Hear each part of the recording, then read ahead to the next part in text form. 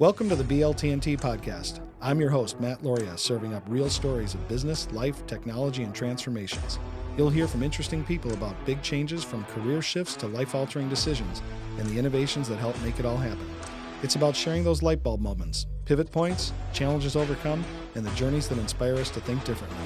If you're on the lookout for insights to propel you forward, stories that resonate, or just a bit of inspiration on your next BLTnT move, you're in the right place.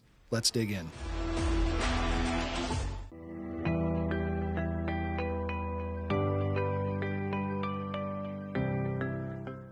All right, welcome to this episode of the BLTnT podcast. I'm Matt Loria with some very special guests here on what is a special episode for us. This is our 9/11 special episode where we're going to be honoring the victims, the heroes, and the patriots involved in the attacks of 9/11, 2001.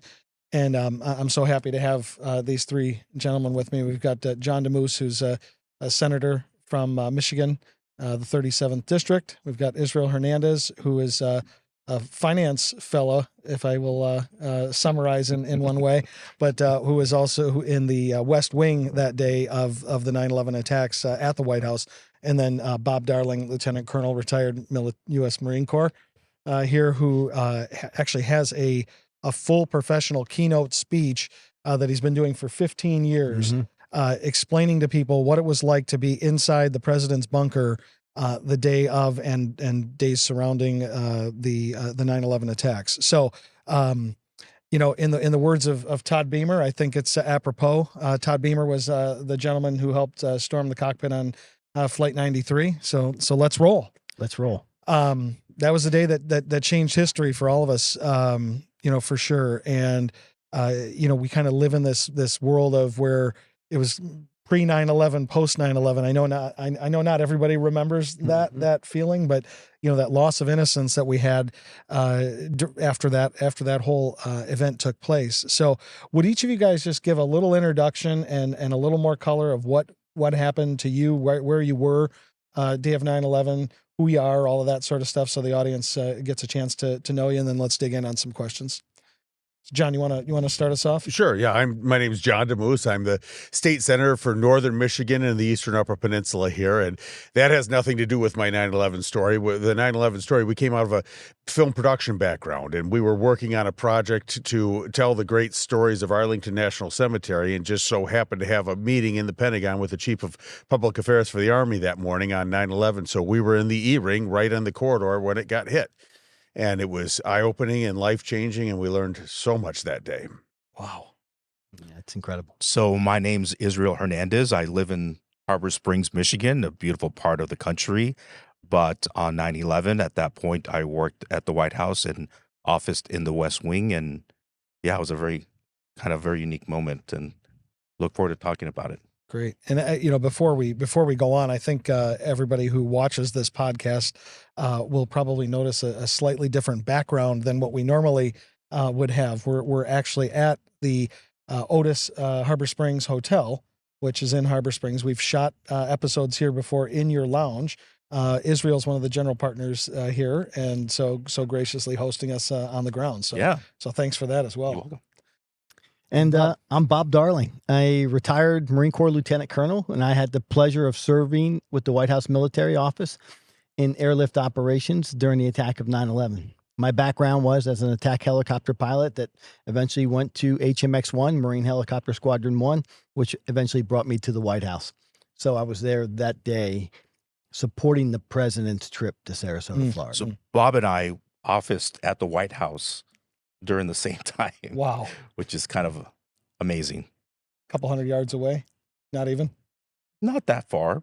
All within the grounds, within the White House grounds. But we got to be fair. He was a deputy assistant to the president. Okay. I was a major, at the time in the White House Military Office. Majors didn't hang around with deputy assistants. he was over there, with the fine china. Okay. Yes, but you got saluted and he did. That's right. He just got the handshake. So. Exactly. Or even if ever. So what I'd really love to do today, while we're talking, for those of you who know me, you may have seen me posting about Bob and the keynote speech that Bob gives that really walks everybody through this, and the book that he's written. I'm going to let you kind of run timeline on this because you know it so cold. what happened. My interaction with 9/11 was kind of the best near miss that I could have ever expected, which was I was scheduled to be in the World Trade Center helping with a repossession. I was working for a computer leasing company at the time, and there was a repossession for someone who was in default, and somebody needed to go in and inventory computer equipment and then figure out where to sell it off and everything like that, since the person wasn't paying their bill. And so I was in my offices in Walled Lake, Michigan, and I mentioned something to my boss, and he says he asked me to do something, and I said, well, I'm going to New York City. And he said, why? And I said, Bill from the warehouse asked me to go take care of this. And he says, no. I got this and this and this for you. You got to do this. Ask him to send somebody else. So, unbooked my hotel and changed my plans, and very fortunate near miss. I would have been right there at ground zero, and I'm so thankful that I wasn't. And the lightest brush with the tragedy, versus what you guys experienced. I'm actually I just remembered a moment about that. So there was a friend of mine, a colleague, who officed with us in the White House grounds, and her brother officed in the World Trade Center. Wow. And their parents were in Europe on a trip that they've planned for years. And it was hearing that both of their kids were in the two places that were my Lord. moments of target. You can imagine the moment of that family. That's crazy. Anyway, we're going to go back. Yeah. So let's kind of start off with where were you guys each when you realized something was terribly wrong? And I think you probably had the first inkling of it, or did you hear about it on the news too? No, well, we were watching the news. We were in the Eisenhower Executive Office building. We're adjacent to the West Wing. We're on the White House campus, and that's where most of the staff in their offices, reside. And sure enough, the president was already in Sarasota, Florida. Mm-hmm. He was planning on doing his, academic agenda that morning at the M.E. Booker Elementary School. So we're monitoring his progress. Our job was to support him. Helicopters, limousines, snipers, doctors, phones, whatever he needs. So if something goes wrong, we have to get, a replacement part in there.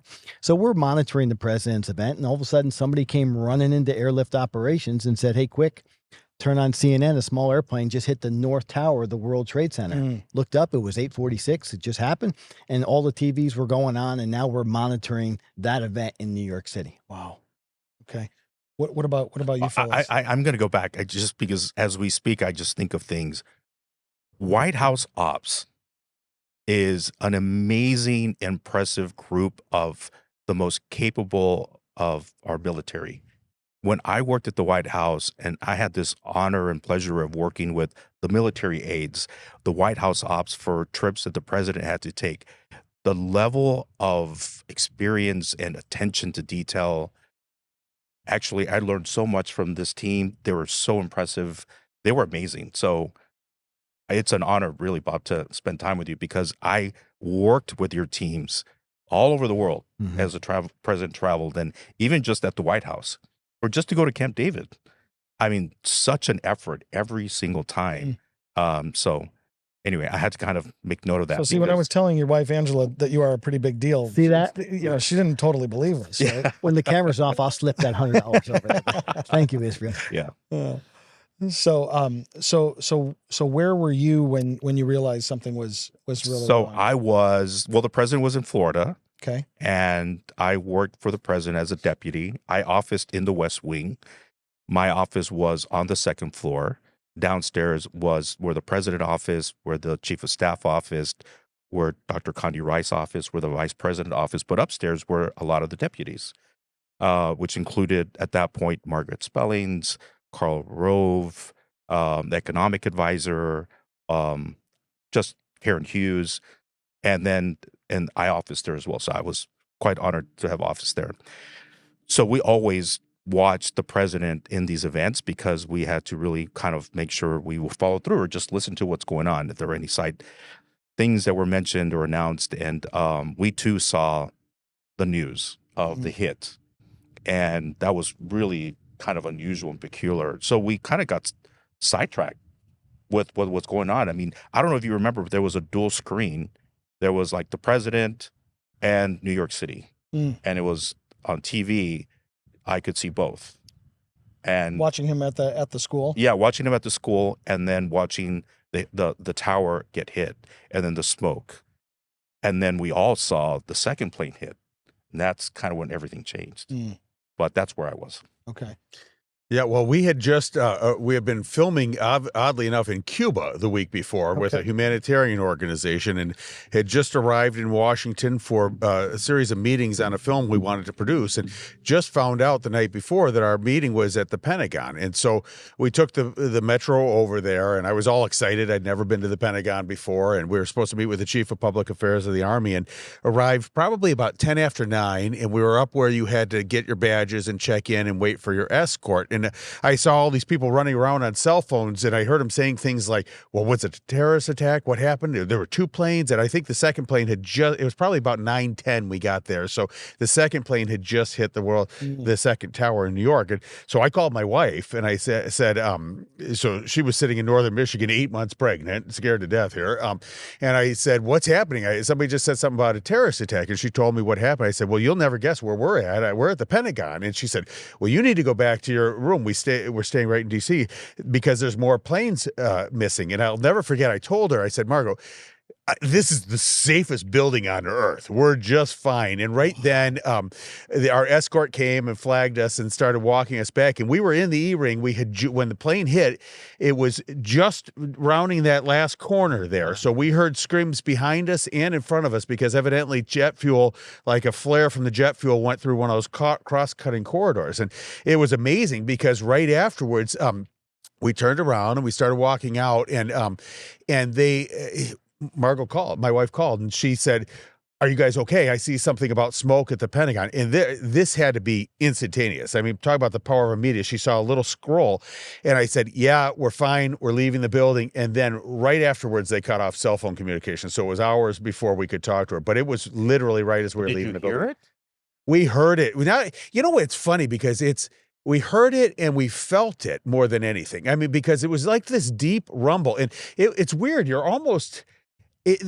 I had to really wonder in the years following what's wrong with me because I found there was nothing scary about it. I just was like, it was just weird. For those that don't know, the Pentagon is an enormous building with rings that are very deep. So it's the enormity and the scale of this building is unlike many others. Yeah. So I can see why. But we were in the outer ring that got hit just now. And it was funny because we were walking around, and I mean, that's why I say I was wondering for years what was wrong with me because I wasn't having profound thoughts. I wasn't particularly alarmed. Literally, we turned around. Somebody said some helicopter just crashed on a helicopter pad, which was right down from where we were. And then somebody else said, well, no, it's a car bomb. And I remember I didn't have any grand thoughts of reviewing my life or taking stock of things or having regrets. Literally, the only thought going through my mind is, we could be walking into the next car bomb. I wonder if that's going to hurt. Like, that's the extent of it. Wow. And then we walked past a door that looked out over some green grass, and it looked really inviting. So we turned around and went out that grass. And it was interesting. I've searched, when you search for things for years, because we actually walked out over this piece of green grass that was over the building. And there's only 3 of us who did that because everybody else knew it didn't go anywhere. And so we got flagged back. But I'm sure there's a picture somewhere of these 3 aimless guys walking around while I'll never forget, we walked out, and everybody says this, how clear blue that day was. It was very. And when we walked out, it had just happened, and the black smoke was just starting to rise right in front of our faces over the. We were also getting ready for a state dinner that week, which never happened. We had to cancel. I do remember that day. It was very clear. Going outside is so blue and beautiful. Everyone made note of how beautiful the day was because of the state dinner. I think everybody remembers exactly. I mean, I remember I was on M59 in Southeast Michigan, driving over to Quinder Road. There's a little overpass there, and I'm listening to the Drew and Mike show on 101.1 on in Detroit, and it was kind of like a comedy, kind of like a little bit of a cleaner version of Howard Stern. These guys had this show, and one of the hosts was a pilot, so they always talked about pilot stuff and different blunders and things like that. And so they started off with it as a big laugh of, some bozo in a Cessna and you've said this in your in your talk. Some bozo in a Cessna, how did he miss seeing that building and ran right into it? And then quickly hearing that kind of digress into, oh no, this is something way more major. And then I pull into my office and I go into my office building. I was the youngest guy in the office at that time, and watching these adults watching their screens and crying and sobbing, and the people running around. And this was in Michigan, right? It's so far away from this, but we all were wondering, are we under attack here? And the owner of the company, his son was in New York City. So half the people that knew him, half the people in the company knew him, since he was a kid. I didn't. And so they were just bawling and just wondering where he was. And it was just wild. I remember trying to call my friend Joanne, who lived in the city, and, couldn't get through. And it was just such a chaotic time. But that feeling of kind of that same thing that you mentioned, John, of like this, at first it's like these kind of light thoughts, and then it's like, oh wow, the gravity is just sinking Bob, in. can you go back, because I'm actually fascinated that you've detailed so much of the early phase. So can you go back to that moment? Sure. So we got the first tower. The North Tower was hit at 8:46. Like everybody else watching TV, we saw the second tower get hit on TV, 9:03. That's when everything changed in airlift ops over in the Eisenhower building. My boss, who was Colonel Mike Irwin at the time, he came running in, eyeballs on me, stop what you're doing, terrorist event in New York City, and we're going to do everything the White House wants us to do to support the rescue and recovery of the American people in New York City. We were busy doing that, John, and all of a sudden we had an airliner overfly the White House, which is prohibited airspace. And we thought, holy mackerel, there's another one. We're potentially a target. And we had breaking news. The Pentagon was hit by American Airlines Flight 77. What turned out to be, a completely different plane that overflew the White House. Back on 9/11, we were doing a large Air Force nuclear command and control exercise. We parked an Air Force E-4B, a 747 with a weird cone on top, over at Andrews, Joint Base Andrews, 15 miles to our east. The Pentagon activated that air crew and said, get to the President of the United States in Florida.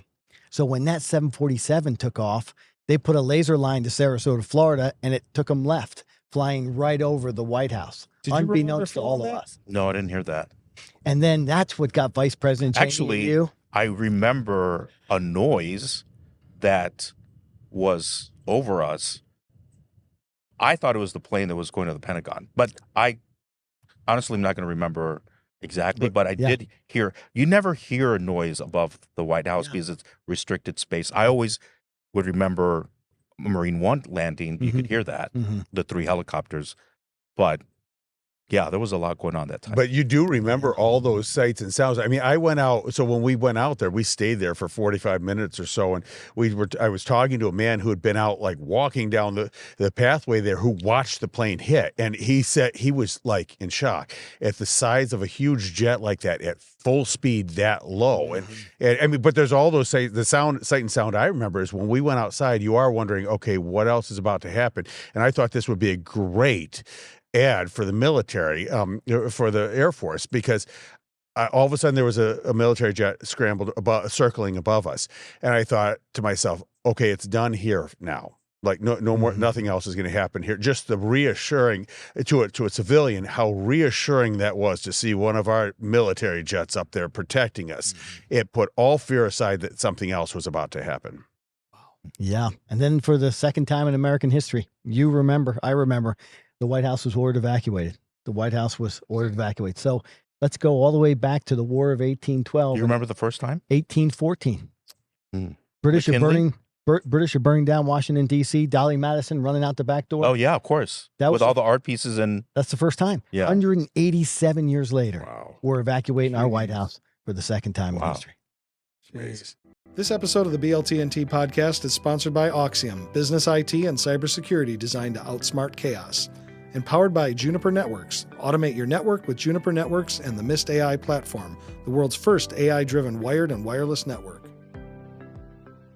So in Bob's talk, he talks about the at that point when the evacuation occurred out of the White House, the Secret Service or the alert over the loudspeaker? What was kind of Were you still in EOB that Still you in the stayed the whole time? EEOB, yes. Still in the EEOB because we were supporting cargo flights now, trying to get to New York with FEMA and a lot of other emergency, supplies. At the White House, the president wanted everything we had to New York City. So we're doing our job in airlift ops when all of a sudden our loudspeaker blared to life to evacuate the building. Did you Evacuate leave? the building. I could not leave. I Yeah. grabbed Colonel Irwin and said, the president's not coming back. I was responsible for his logistics. So wherever they were going to divert him on 9/11, he's going to need limousines, snipers, doctors, helicopters, and phones. He's going to need the package. And he said, well, you can't stay here. Go across the street, go underground, and go inside the president's bunker, the president's emergency operations center, and do logistics. The rest of us are out of here. Yeah. Wow. And was there a loudspeaker or what did So, happen where you were? Even though we're both on the White House grounds, the executive office building, which is where the majority of the staff of the president, vice president, the military, that's where they office. And then there's the West Wing, which is part of the White House. And there are no large microphones Okay. in the White House. Were there any loud? But we had, What was it? normally, I think at that point, what happened was we had the snipers came in to the White House. It was the military came in, and then there was one of them that was right in front of my door on the second floor, which they've never done that. They've never been inside. They've never gone inside the halls. And with a very serious face, very calm face, actually, he said, in 30 seconds, we're going to open the gates of the White House, and you are going to have to run out the gate, and you're not going to look back. You can't take anything with you, no laptops, nothing. And ladies, take off your high heel shoes. And when I say go, you have to run downstairs, don't look back, and run out the gates. And so when he did a countdown, he's like 10, 9, 8, and then he said 1, 0. And when he said go, in the most loud, clear voice, he said, run, run, run. And it just was at that moment, you're like, this is crazy. Wow. Whoa. And So everybody just literally, we're talking about the White House staff that's amazing. and the West Wing. Jeez. And you just had to, and I have never seen the gates of the White House open. They've never been, they open for a car of visiting, whether it's like the Joint Chief of Staff or a guest of the president or a secretary who's coming to meet with the president through the West Wing. Those gates open, but they never stay open. So when you're running out and you see all your friends, your colleagues running out at the same time, the gates are open and you're looking out into Lafayette Park. You're looking at all the streets around Pennsylvania Avenue, because back then there was no block corridor. Right. It was blocked, but there was cars there all the time. Mm-hmm. There aren't any cars anymore, but back then there were few cars. Just the mayhem of all the offices around the White House, of people running out of their buildings, people trying to get to their cars, just a lot of just evacuation at the same time. So what time would that have been? If 9:45. Yeah. 9:45. That happened in the Eisenhower building. So I'm sure the same time over there. And then when I grabbed the planning kit and started heading for the West Wing, I saw what you just described. The gates to the north and south wide open, and Secret Service with a bullhorn and automatic weapons yelling at the professional staffers, ladies, run, Yeah. take off your heels and run. And what a surreal sight. It was unbelievable. everybody was shaking. How can you not? Sure. It's never happened in history. Like, you don't get trained for that. And what you end up also learning is that all of that exercise is just really to protect the president. The whole staff, they're not there to protect you, which is why they told everyone to leave, Mm-hmm. because there is no plan to protect the team. They're there to protect the principals for the obvious reasons. Sure. That's enough to take care of. So you find yourself in a moment where you're in a high target area. There's evacuation taking place. There's no direction as where to go, how to get out of there, like what to do.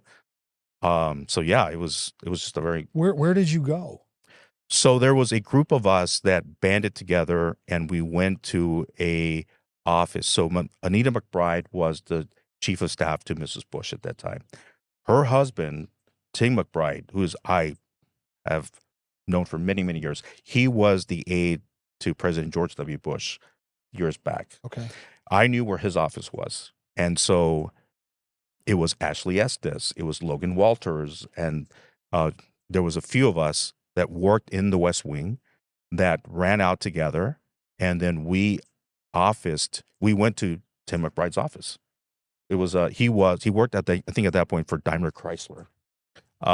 And so we sought refuge there, and we stayed there until we heard what was happening next. Okay. So while everyone else was leaving Washington, we actually stayed in an office, and we were watching everything out the window of people trying to figure out where to go, how to get out of there. And did you have television in there? Did you have? We had were you phones able connected to the White House about where the president, I mean, of course, they didn't tell us where the president was, but that the president was, somewhere, and that we should just stay there to figure out what's next. And so we stayed behind.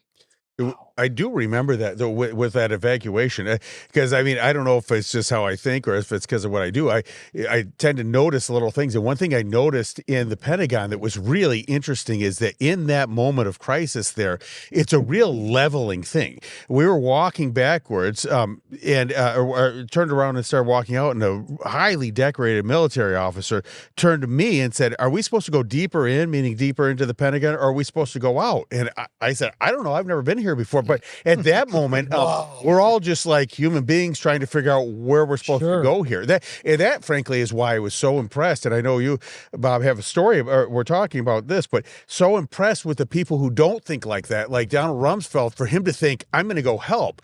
I don't think any of us decided not to do it. You're just sort of putting one foot in front of the other. And for those people who have the foresight to respond, that's really a testament to their knowledge and understanding and their character, frankly. Wow. Yeah. We were not part of the security team that was with Bob. Okay. So we were just staff. Yeah. So we don't have the security that is like for military purposes. Okay. So there's a distinction there. People did stay to help the president, but they're secret. They're like high level military focused people. Okay. So Bob, then at that point, that's true, because national emergency, we have places to take the president. We have times the president has to be certain places. So it's the military would take over, Secret Service takes over, and they execute on emergency operation plans to keep our president safe. So do you know the story that John is talking about was it Rumsfeld at the Pentagon? Yes. So the Secretary of Defense, to help people, Donald Rumsfeld, was eventually in his office, right? He was in his office for the first tower, 846.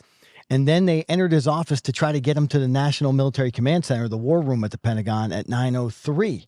But he said he was due for a CIA briefing at 9:05. So he stayed in his office. On the topic of the attack, or on some other probably topic? on who's responsible, where they are, what do we know, those kind of things. Okay. And at 9:37, with the impact of Flight 77 on the Pentagon, his desk literally shook. So like a caring human being, he got up out of his office and he ran outside to assist with evacuating the wounded. But we only take military orders from two individuals, the president and the Secretary of Defense. So now our entire national military command and control structure is in motion, and we don't know where the secretary is, and the president's trying to get airborne. We have nobody at the helm to tell our pilots the rules of engagement to defend America. Because they're the only ones who can call a true offensive. Sure, that's how our protocol works. See, we have the secretary would tell either the Joint Chiefs to tell the combatant commanders to do something, but usually it comes on orders from the president. And now we didn't hear from these guys are orders gone. from the president, and we didn't have Donald Rumsfeld giving orders to the combatant commanders. So we ended up in the bunker complex that morning with Vice President Cheney giving orders, because he used to be a former Secretary of Defense. So we had the right guy who knew all the plans, but he didn't have the authority to do it, but he was getting America going forward. Wow.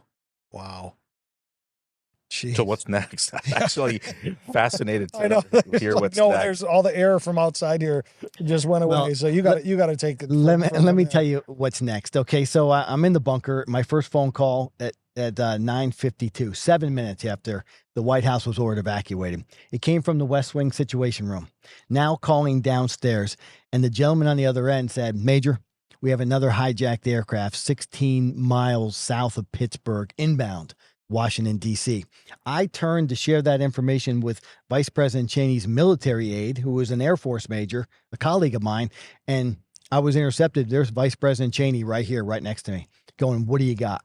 Mr. Vice President, 16 miles south of Pittsburgh, inbound. He turns, and now he's looking for Donald Rumsfeld. He's got a speaker box, a landline on the wall down there, and he's reaching out for the Secretary of Defense, the National Command Authority. But Donald Rumsfeld isn't there. He's out in the parking lot. President's trying to get airborne.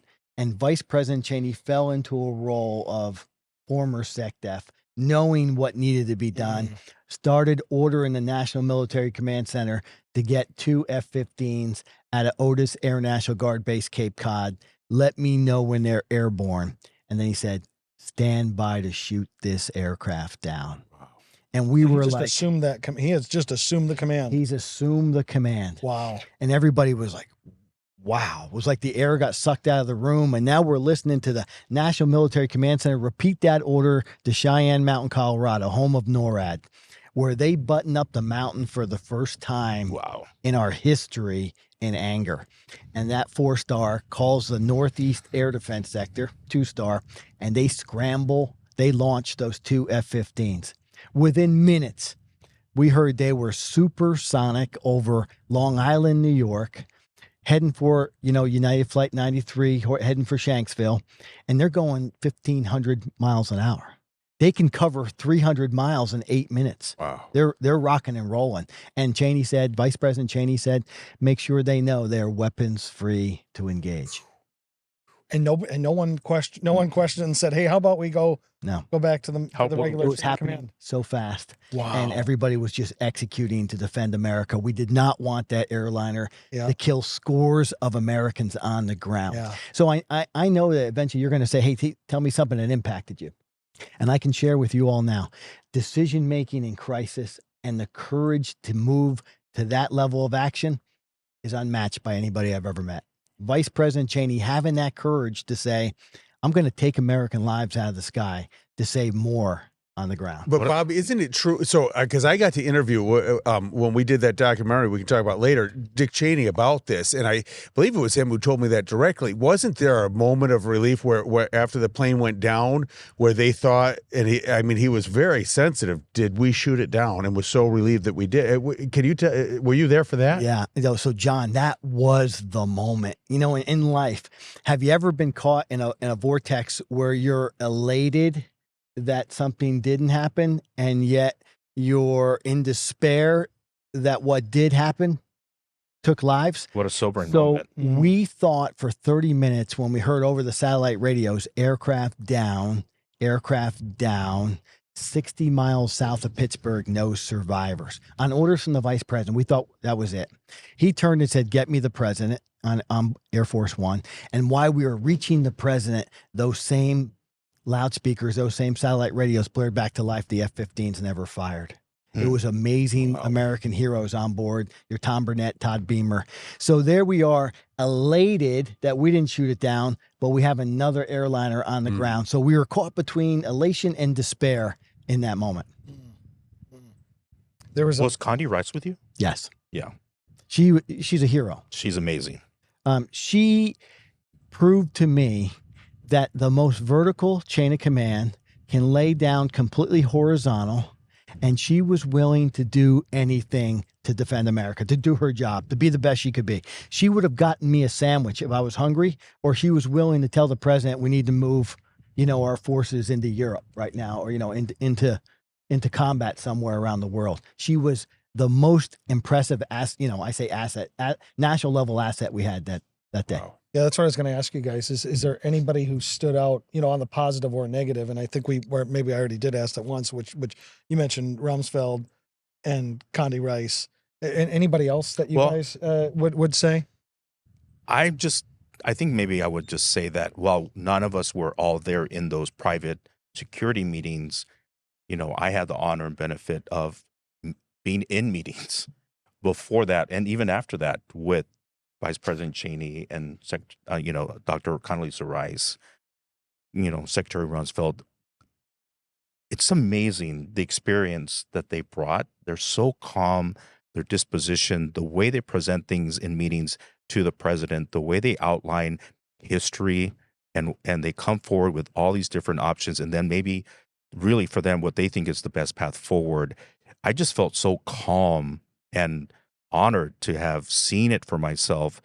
And I think sometimes if there's one thing that I always wished when I was at the White House is I wish everyone that I knew could be with me to witness these moments, to see the intellect, the talent, the decision-making process, and just the moments of history when it's just you being a part of it. You wish everyone you knew could be in the same room with you to witness it as well. I would say I was never more proud of just the way they handled themselves, the way they thought about people, the weight that they had to deal with, and the president as well. I mean, the president often gets chastised for misspelling words or saying things, but I was in meetings where he would ask that one question that nobody knew, and you would be surprised because you have such smart people around. But he was curious. He did ask a lot of probing questions. He did ask a lot of great questions. And in this moment, you saw it, of not just that day, but the days after. Do you think that rubbed off on you? I mean, I was here, and I was with my dad, and we walked out, and he said, "That's got to be one of the smartest people I've ever encountered." Talking about you, Me? you? Oh no. Yeah. Well, he doesn't get out much. But I have this unique honor. There's a demeanor about I you. do have such an honor that I feel blessed that at such a young age, I started working for George W. Bush when he wasn't a governor or a president. He was just, he owned the baseball team, but I've learned so much. And I think I've thought a lot about this.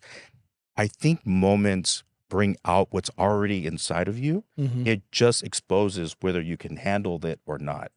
And what I've always treasured is that the president saw in me maybe a capacity that over time he just kept allowing me to do more. And I was able to demonstrate, because you can't work at the White House because someone likes you. You actually have to remember, I mean, when I walked through the gates, when he got sworn in, we went to the White House, I felt the weight. I was so young, I was in my 20s, but you feel the weight, and you feel like this is so serious. All I want to do is work so hard to make sure I provide the best information for them to make the best decisions, because it impacts so many people. And when you walk through the gates of the White House, history comes and brings it forward to you.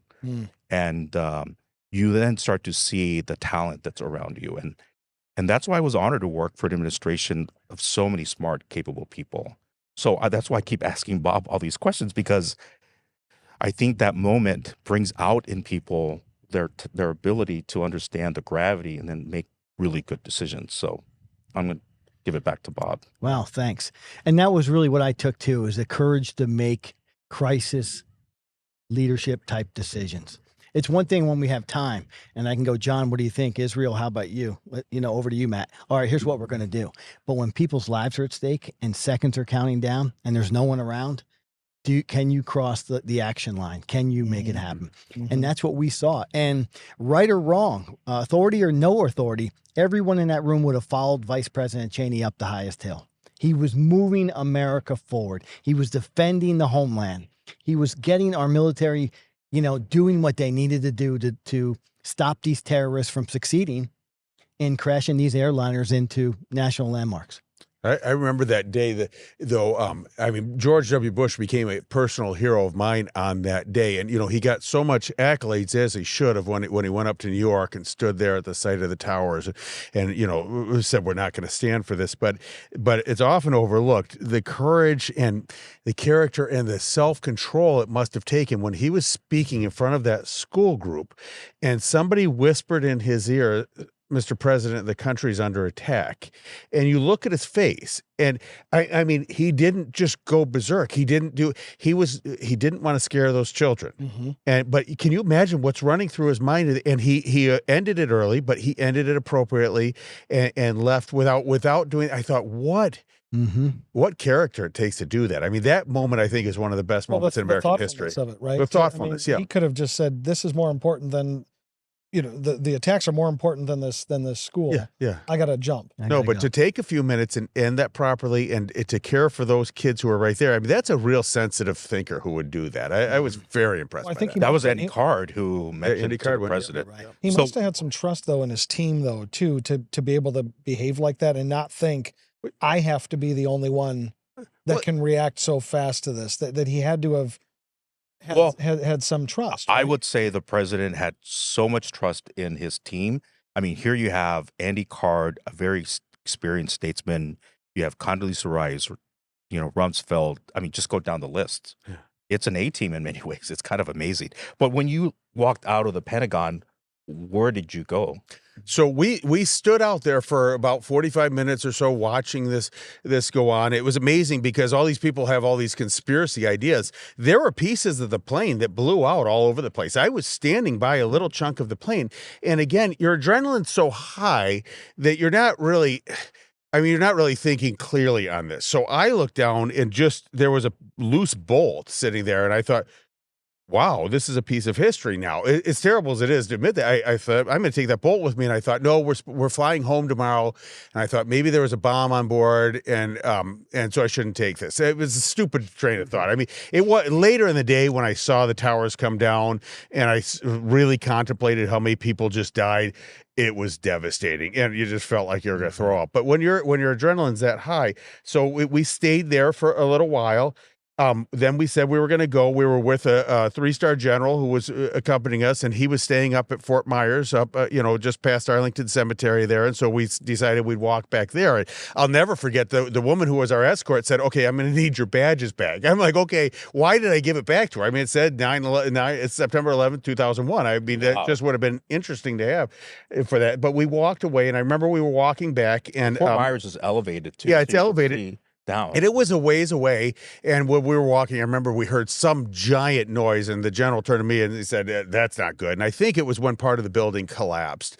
And we went up there, and Fort Myers was wild because that was where the chairman of the Joint Chiefs was staying at the time too. And literally every 10 feet they were checking our IDs. And so we went back there, and then we went in and we watched the television and saw what was happening. And then we ultimately went, we had lunch there, and once the metro opened back up, we went downtown DC. But that was probably the most jarring thing of all. You guys saw it, that we were wandering around the city all day, and this place was on lockdown. The only sounds you heard were sirens. You could see the smoke rising across the Potomac from the Pentagon because that fire burned for days there.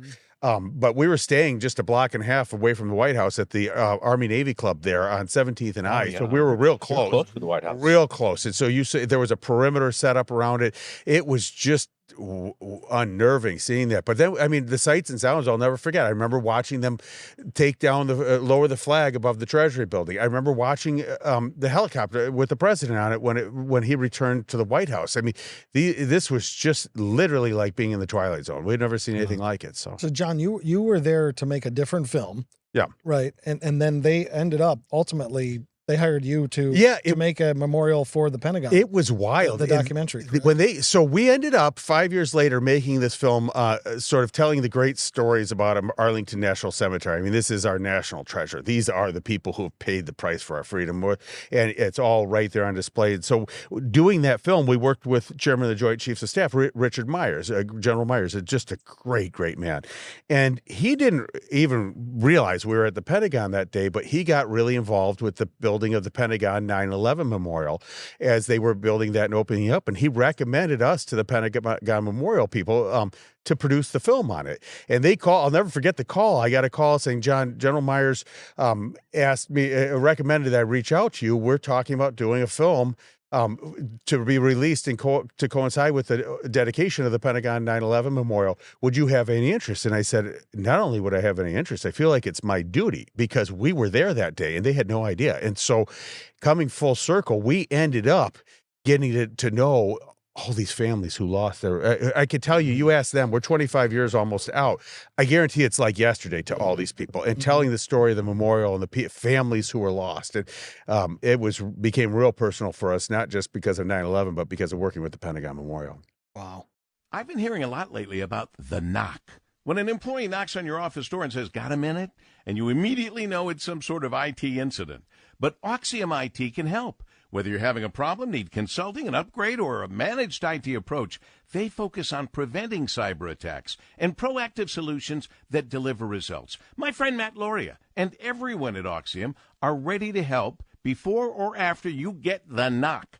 Visit Oxium.com and let Oxium IT help you outsmart chaos. Yeah, I mean, I was writing some notes out last night in preparation for today, and that's what hits me about you two, about John and Bob specifically, is that you've taken this on as a calling, right? To make this your duty to share the story, and you consistently, right, over the last 15 years, and it's just remarkable. And who would have thought that would have been the tap on your shoulder to be that, or to be the guy to do that? I mean, 10 years prior, nobody would have thought that. But it was President Bush and his comment, his quote in front of that joint session of Congress on September 20th, when he told the whole world, "I will not forget the wound to our country and those who inflicted it. I will not yield. I will not rest. I will not relent in waging this struggle for freedom and the security for the American people." What more of a calling do you need other than those words? I mean, you're wearing the uniform of the United States. You need to go and defend this country, and defend it today is doing things like this, meeting people like you and John and Israel to say, are we prepared? Are you doing your job to fill those gaps and risks? Have you trained your people? Where would you go if this place, something happened here? Would they go to an alternate site? Could they rally somewhere without communications? And I'm trying to build this grassroots resilience at the lowest levels on up. These people's stories could do that. I mean, we talk about, one thing I love in this line of work, and you're seeing it, Matt, with your podcast, is you can see what a person's really like when the camera's not on. And we got to interview Vice President Cheney in the old executive building there for this documentary. And I'll never forget that he was saying something to honor those who were lost. And he said, what, hold on. Can you turn off the cameras? And he looked down, he said, "I really want to honor these people." And I mean, and that wasn't on camera, and he thought about what he was going to say. And you saw, this is what people need to remember. I will never forget interviewing Elaine Donovan, who was, her husband was killed in the Pentagon, and she got her kids that day. And she knew she couldn't get a hold of him. She knew where his office was, so she knew he wasn't coming home. These kids' father wasn't coming home. And she said to me in the interview, she said, "So I got the kids home, and I made them a big meal because I figured that they wouldn't be eating for a while." And I thought, oh my gosh, stop right there. Only a mom would think of that. Like a caring mom would think that the kids need some food before we do this. I mean, I can go on with all these stories of people. One man who became a part of the board of this, he was just talking, he got all choked up. He said, "I just miss sitting by her at night." He lost his wife there. He says, "We didn't even have to be talking. I just miss looking at this couch that we were sitting on." And he said, and not seeing her there. I mean, these are real stories, and we tend to move on as a country. But I mean, as we're coming up on the 25th anniversary next year, I hope we remember these. Well, stories. I'm so glad we're actually doing this now that we're in the middle of talking about this, because when you think about it, 25 years, we have a generation, more than a generation of people who weren't even there or didn't experience it, have no concept of it. So how does it relate to them? And I also am glad because it's a moment to honor and give tribute to all the people there. I didn't realize how much it affected me. I'm not that much of an emotional person. I don't cry. I mean, I cry, of course, but not on a whim and all these stupid things. But on the 5th anniversary, I saw this tribute that CNN was doing. And I don't know if it was just a lot of emotion from that moment of 9/11 that I just finally let go. But I started watching the early segment of it, and I just started crying. Like tears just coming down my face. And I had to stop and say, what's going on? And I think I just ended up remembering the families that were impacted, just the day there of like how much had changed and being a witness to it at such a young age. Mm-hmm.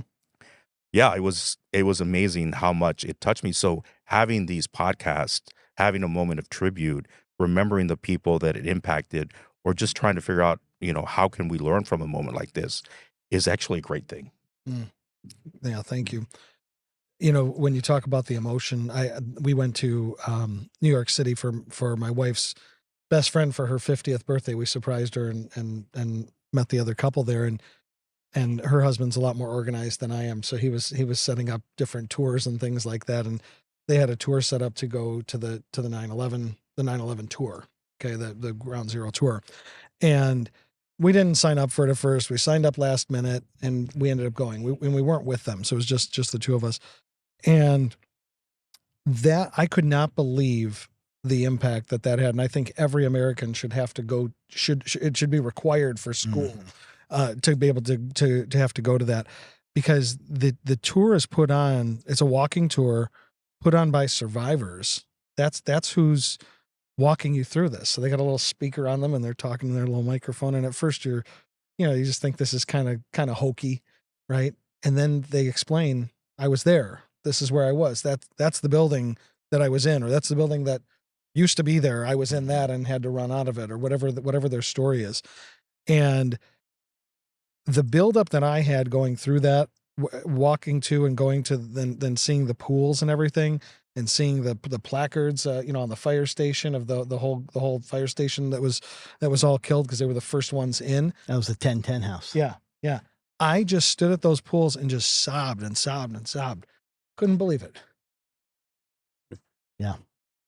I hope Imagine people that. Oh, go ahead. I was going to say 325 firefighter brothers and sisters were wiped out in one day.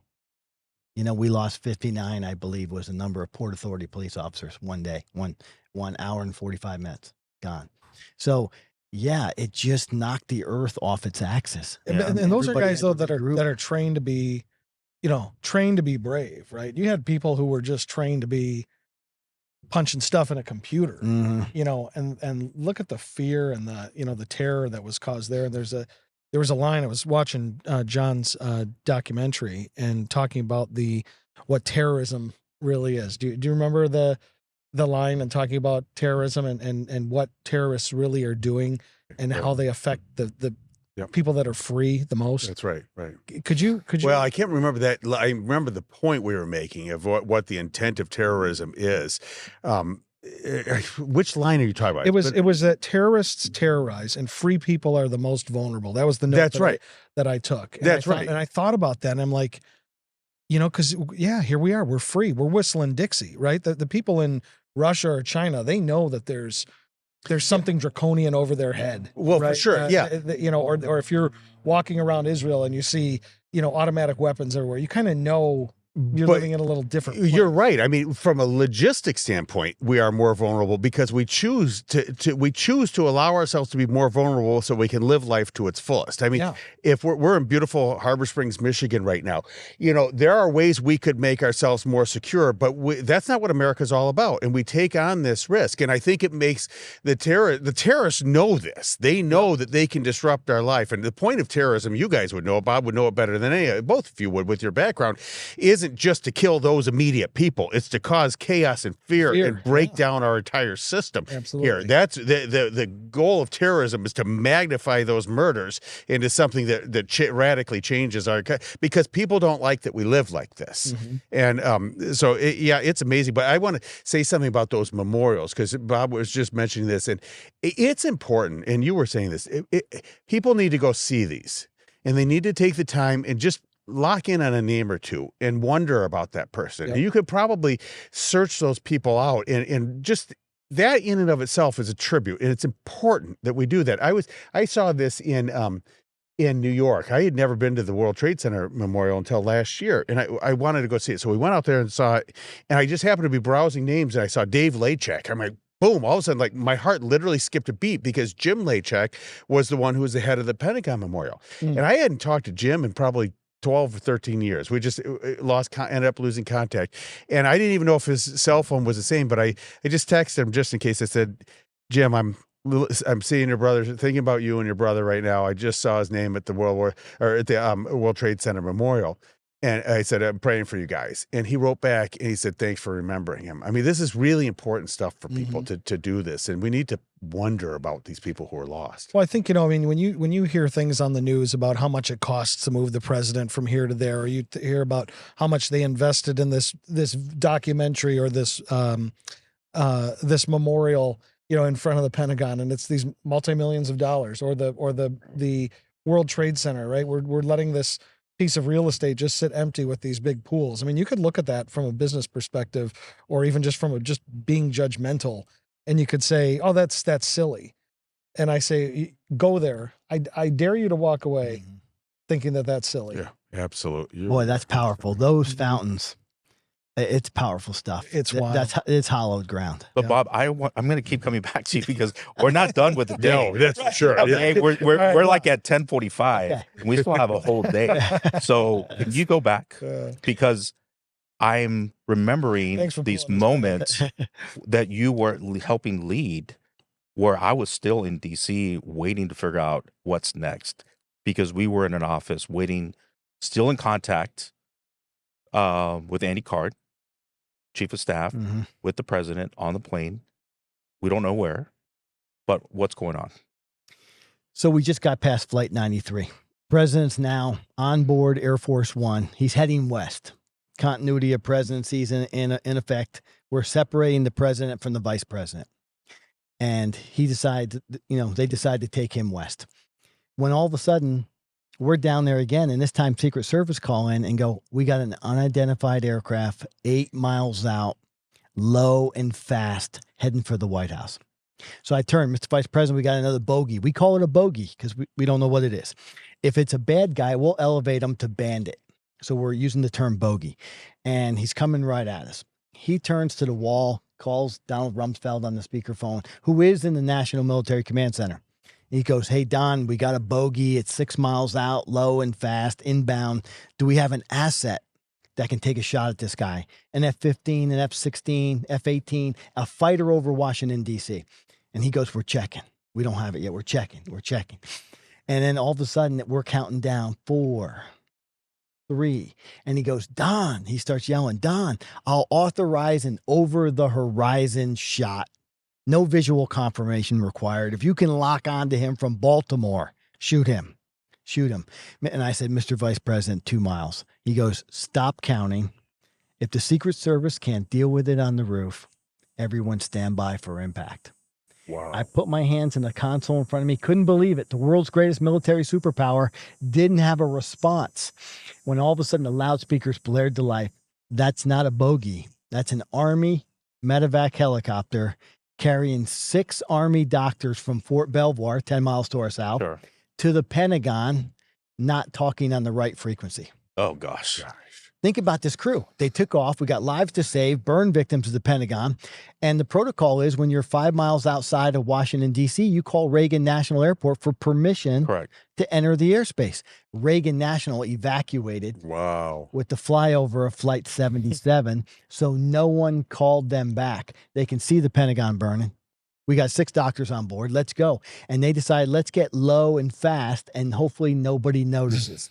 And on our sensors, our defensive sensors, we picked them up, and we were trying to do everything and anything to kill them. Wow. That's crazy. Well, it just shows you the mayhem of the moment. Yes. They called it fog of war. It would have been a tragedy, and we would have just chalked it up to fog of war. But we would have killed 6 doctors going to save lives and an aircrew. Wow. So that's enough right there to shake you down. We just couldn't believe it. And that's when we decided to, Vice President Cheney talking to President Bush, cleared the skies. Every airplane, coast to coast, on the ground, do it now. Not a ground stop in Boston or LA or New York. Shut it down.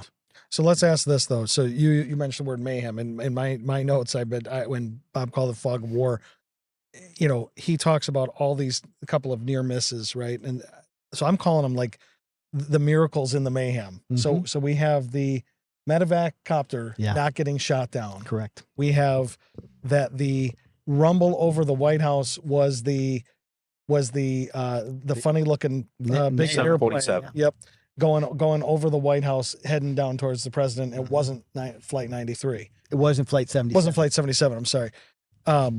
What are some of the other miracles in the mayhem? And you guys might have seen them right there, on the ground, right? What would you say were miracles in the mayhem? Well, I want to say one thing that I found inspiring and emotional. Vice President Cheney making all these tough calls. Let's take lives out of the sky to save them on the ground. You know who was right here? His wife. Telling him, she didn't go sit at a table in the conference room.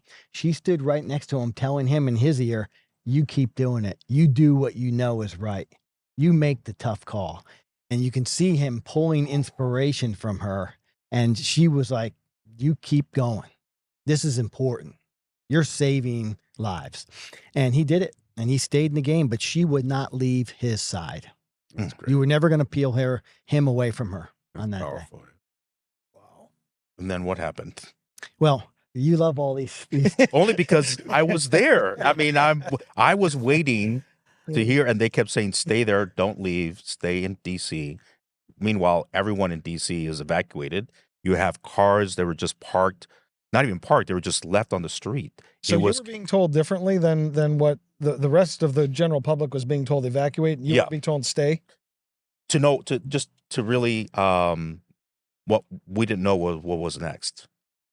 So not that we had security clearance to be in the military team, that we were there to support the president if he ever came back. Mm. And if we had left, there wouldn't be enough of a support team to help. So at least stay united. You So guys so we stay stayed, and then later in the day when we heard he's coming back, he was going to address the nation. We had to come back and help. Well, what happened next was really a proud moment. We went from taking body blows from terrorists to being caught on our heels to try to catch up, to looking for, Secretary of Defense and everybody to get in position. The president wanted to go into Barksdale, Louisiana, Barksdale Air Force Base, because he wanted to talk to the American public. But right before he did that, he had enough, and he called on the SATCOM radios for an air threat conference. An air threat conference is a cabinet level meeting in the sky. It doesn't matter where you are. You could be in Japan. You better open your briefcase, dial the Air Force One. The president wants to hear from you. He wanted to know from his team, his cabinet level secretaries, what is happening in your AOR, area of responsibility, and what are you doing about it? And as they were going around the horn, you had 15 seconds to talk to the president. It was the Secretary of Defense, Donald Rumsfeld, who said, I recommend we take our nuclear weapons from Defense Condition 4 up to DEFCON 3, Defense Condition 3. 5 is peace. 1 is imminent nuclear war. But, Mr. President, it doesn't matter if you're a sailor in Australia, a Marine in Japan, or a soldier in Germany. Everyone move when a DEFCON condition changes. And it was the quickest way to get the U.S. military on a level footing back to work and prepare for war. And when he came back and said, as Dr. Rice is sitting next to me, it's a great idea. Have him stand by for DEFCON 2. Wow. So unbelievable. And sure enough, Vice President Cheney turned to Dr. Rice and said, do it. She picked up the red phone, called over to the Pentagon, executive order of the President of the United States, move our nuclear weapons from Defense Condition 4 to DEFCON 3, standby DEFCON 2. Wow. Amazing. We buttoned up the mountain, Cheyenne Mountain, Colorado, home of NORAD, first time in history in anger. And we listened to that 4-star combatant commanders call every 4-star combatant commander around the world. And we heard Central Command, Pacific Command, European Command, Southern Command, Joint Forces Command, Strategic Command, NORAD. We are DEFCON 3, standing by DEFCON 2. We're going to war. We just don't know who we're going to war with yet. President Bush took control and said, now we're on offense. I'm tired of taking. Well, the enemy blows. have changed. It's not an army. It was in the military. It's, Yeah, it's a terrorist organization. terrorist organization. But that's so reassuring as an American. I mean, that reminds me just to remember how powerful this country is. I remember we worked with a different general who had been in charge of the sort of air war over Kosovo. Remember that? And I was interviewing him about something on a different project, and he said, John, everybody on Earth should understand that the United States military is so powerful, so organized that we can destroy any target on Earth within 24 hours. I just sat there in awe. I mean, people, as they want to take shots on us or saber rattle like Iran and all these guys, well, I think we just showed Iran we can do that. But that gives you real pride that we can, the amount of time and effort and that we've poured into our defense, it's important in moments like that. Absolutely. We cheered his name, as he went into Barksdale. We lost the North Tower right after that. So we had to call him and tell him we had 40,000 dead Americans was our best guess in New York City. 40,000 dead. Thank God that wasn't the truth. But why wasn't it the truth? It wasn't because the U.S. military did such a great job that day. It was regular, ordinary Americans, people that come here, that decided to come out of their offices, help a complete stranger find a safe place to go. Shopkeepers opening up their doors, giving away food, housing, shelter, whatever it is. People getting carried down the stairs in the towers, firefighters, everybody going up the stairs. America really showed if we can bicker, but when we're attacked, that's a titanium For sure. American line. So after the call with the cabinet member, Notice I just stopped asking my questions. I just deferred. So the president was on the ground at Barksdale. yeah, I remember that. He wanted to talk to the American public. We were cheering him on. You were cheering him on. And we wanted to get him airborne again. Where are we going to take him? Where's he going to go? And they decided right away that Offutt, Nebraska, home of Strategic Command, would be an ideal place for him. But he was so anti, he had enough. He wanted to come home. It was now the security protocols, the safety protocols that were keeping him out of Washington, D.C. And we were preparing for his, return home as well. The attack seemed to be over. Now we're, the apparatus of the United States on the intelligence side and the military side, the medical side, everything was in full motion. We were going to war. And the president needed to come back and talk to the American public about going to war. He canceled continuity of presidency in Offutt and said, I'll be wheels up on Air Force One in 15 minutes. I'm coming home. And when I get there, I want another presidential daily brief. He gets a brief every day by the CIA. And he had one that morning in Sarasota, 8 o'clock in the morning. And he wants to know, he's going to get another one. And he wants to know who did it, where they are, and what are his options to deal with it. I'll see you all at 6:30. And he was. So that's after that. Well, can't remember how we got informed that the president was coming back because we were not on a secure line. But I do remember being informed that he's coming back and that we should get ready to go back to the White House in preparation for his arrival, for his address. Mm-hmm. And leaving that office building, walking back through Lafayette Park, you could hear a pin drop.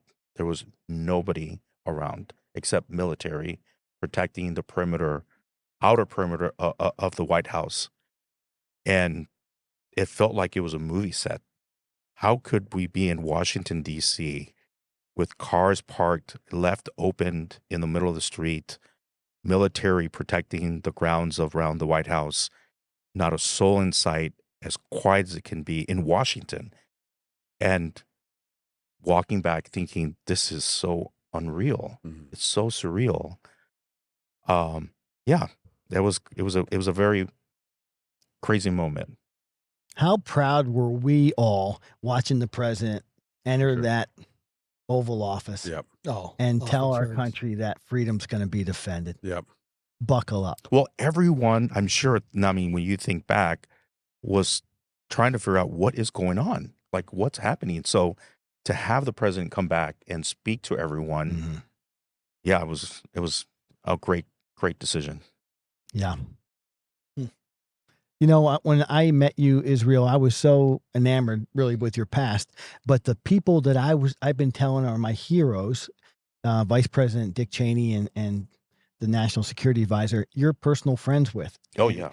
And I'm like, tell them I'm proud of them. That's Tell them right. there's people like me that have posters and banners of them For at sure. home, that they were the ones who stepped up to get America going through that storm. You know, you think about those people though, like that you're talking about, and think about how sometimes the media or the public, they deduce them to certain things. Like you know, Cheney's been deduced to being a pretty heartless man. Yes. Right? Yes. And then John can attest to, no, you know, I got to see him off camera, right? You know these people, right? And I know you, and I know your character. You're not going to associate or pal around with, you know, these evil, the evil emperor, right? Well, I mean, that's why I'm going to go back to what I said was every time, and so many moments where I just wish everyone I knew could be a witness Sure. to the character, the thought process, the deliberative conversations, the way things were decided, the work that was done. I just wish people could be there with me. And oftentimes when I want to talk about it, I feel like I'm bragging. So I really don't talk about it to many people, because if I say that I worked in the West Wing and I traveled on Air Force One and I went on Marine One and I've been to Camp David and I traveled all over the world with the president, it could sound like I'm bragging, but that was my life. Right. That is how I lived for several years. And I wish I could talk about it more, but I don't want to sound like I'm bragging. But I'm so proud of the people that I got to meet and work, and I learned so much from them about how to just think about things, how to analyze things, how to speak about things, just how to really conduct myself. So yeah, I feel like it was a privilege, and I learned so much. And still today, I think about everyone I work I'm with. glad when you share it. And I mean, and I think I got to know the character of you before I got to know the stories of you. And I think that's why when you know, I'm like, Bob, I'm like, tell more stories. Come on, Israel, come on. And because I know it's not bragging. I want to hear it. You know, Nadine has this sign in our house that says, we didn't know we were creating, we didn't know we were creating memories. We just thought we were having fun. We didn't know we were creating memories, or vice versa. I can't remember. But think about your experiences. Think about Bob's experiences, John's experiences. Is that you didn't know that you were part of history. You didn't know you were going to be part of history when you walked into George Bush's office at the Rangers the first time. You didn't know you were going to be part of history. You know, maybe you thought it a little bit more, John, because you were making historical videos, but Well, I thought I was going to be talking about history, not being being part of it. But Yeah. but one thing, I mean, you're onto something right there. I deal with this all the time now in my current role. Is and I do meet my fair share of people who I think are doing this for their own good. No question. For sure. There's a number. For sure. But one thing that always stuck out with me, I have gotten the pleasure to interview Mark Warner, a Democrat senator from Virginia, numerous times. I remember one time, he knows I'm a Republican, he's a Democrat, neither one of us care. And I was asking him some question. He said, John, you know, you got to remember one thing.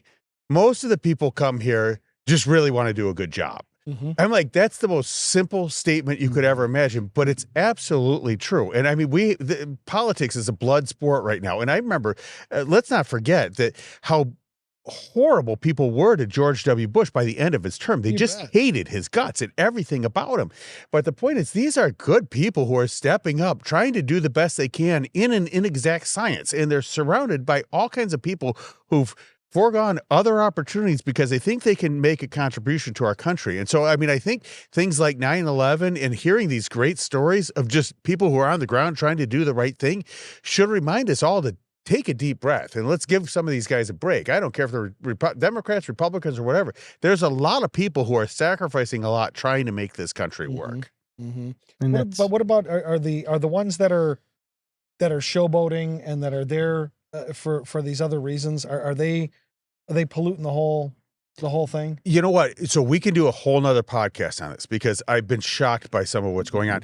I don't know whether they're polluting the whole thing or whether they are the product of a polluted society, because the way the politics are set up right now is that the people who say the most outrageous things or punch the other side more tend to have more support from their base and get people back home cheering them and get reelected easier than the guy who's willing to operate from a position of grace or civility. Again, that's a different podcast, but we talked about this beforehand.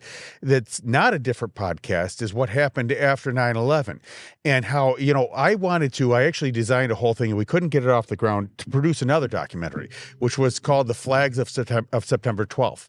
Because while something profound happened on 9/11, something profound happened on 9/12, which we all remember. Flags, that's based on the idea that flag sales went through the roof, like 5,000% in one day. But we saw that for that brief moment of time, we were all Americans again. Yep. And we put aside all these differences. And if you remember, we were in a contentious time there. It wasn't as hate-filled as what we have now. But in 2000, the presidential election was decided by the Supreme Court. I mean, it was an extremely divided time. And all that went away after 9/11.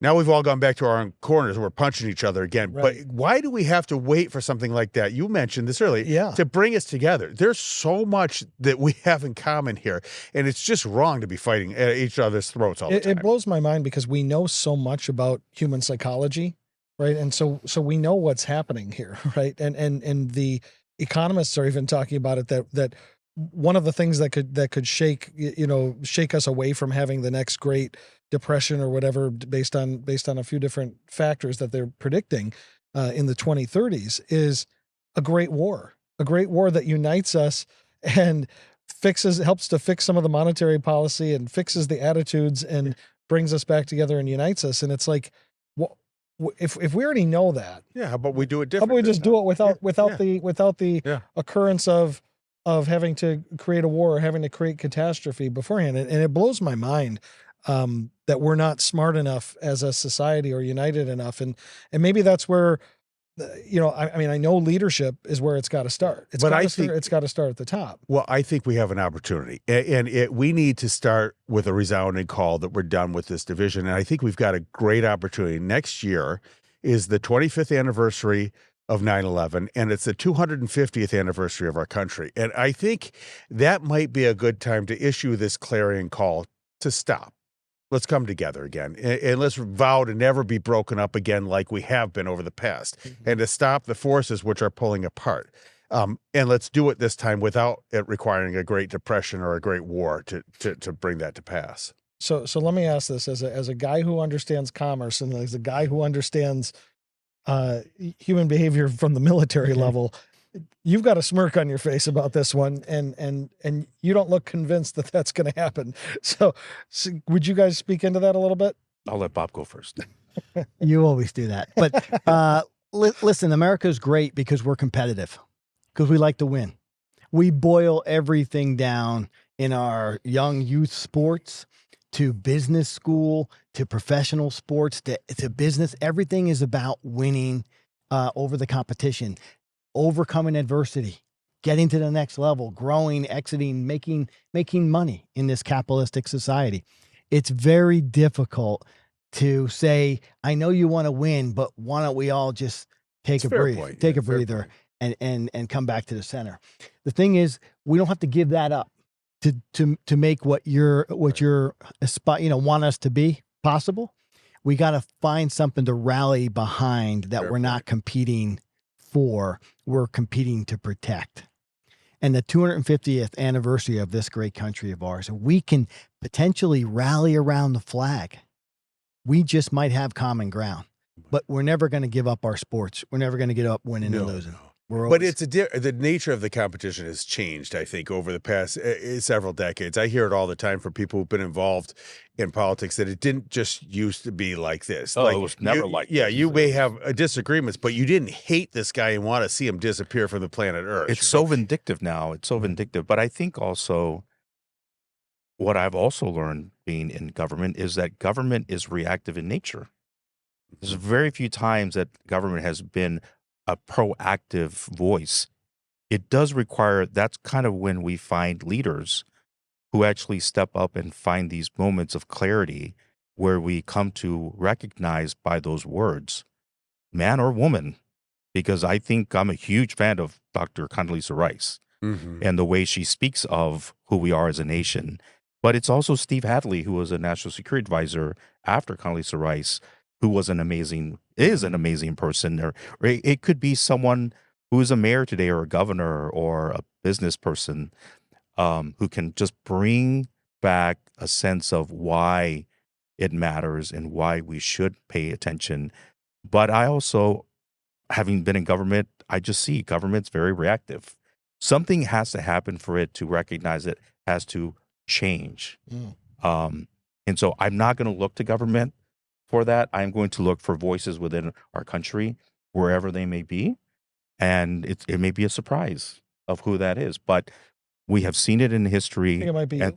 No, we have seen it in history, and I know that we'll see it again, where people will stand up and bring notice to something that has value within all of us, that we all stop what we're doing and say, you're right. It's worth it. Our country is worth it. If nothing else, for the sake of our children, for the sake of what we want to be, for the way we want to define ourselves against what's happening with the rest of the world. And I'm very optimistic about that. Without it having to take without waiting for government to be the vehicle to do it. It needs to be. What about without it being a war or something like that we have to rally behind? You optimistic that it could be something less than it that? doesn't have to be a war. It could be a movement within our country that we finally realize of value, that people come and unify over something they find important. And that voice is someone who is coming, who will bring to people's life a moment where they stop and realize that, yes, together there is such power to build a future that takes moment to recognize of how beautiful of a country we live in and the richness that it has given us, and find ways to build it for the future of generations to come. And I profoundly believe in that because I've seen it and I know it will happen again. So I'm very optimistic about that. Great. That makes me happy. So well said. Yeah, well said. Very well said. You know, I think we should wrap it up right there. That was so beautifully said. Thank you. And so profound. So thank you for that. What do you guys think? I think you can't say it any better than that. And I think it captures the heart of this day and the heart of what the call is for and where we need to go.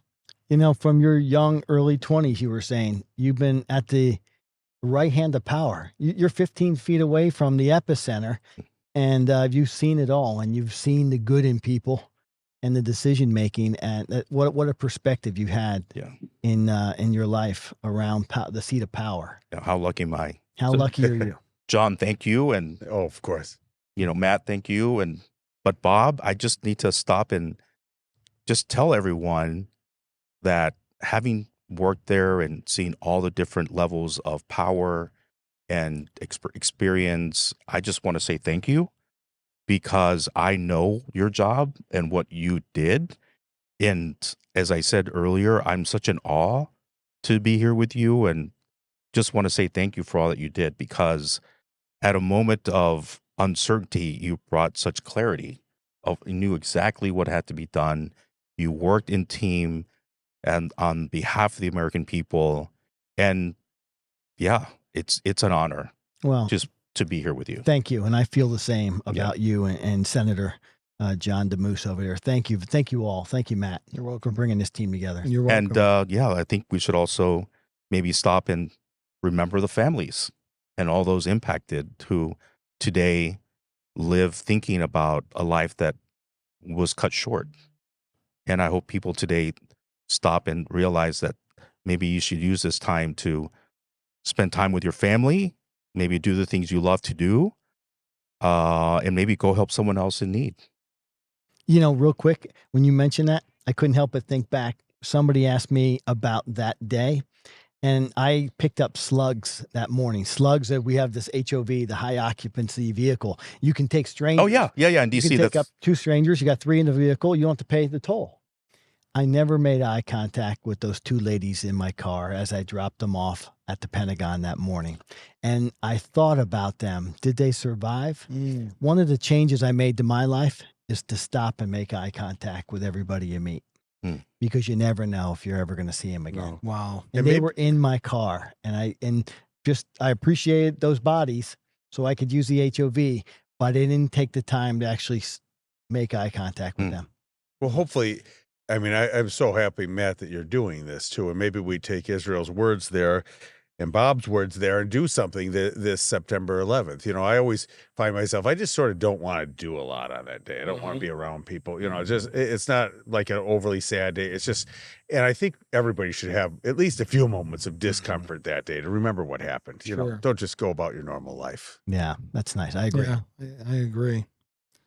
Man, 24 years ago, world stopped for all of us in different ways and got really busy for others like yourself. So thank you all for doing this together.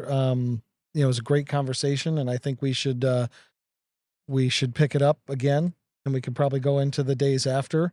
But right here, I mean, I think this is honoring the victims and the heroes, and this is one little way that we can give back. And we'll make sure that when this goes live, that we post your documentary, John, on the Pentagon and your talk that you give, so that everybody can experience that as well and kind of see the full cohesive timeline throughout. Okay, great. So thank you all. Thank you. Thank you. Thank you. Thanks so much.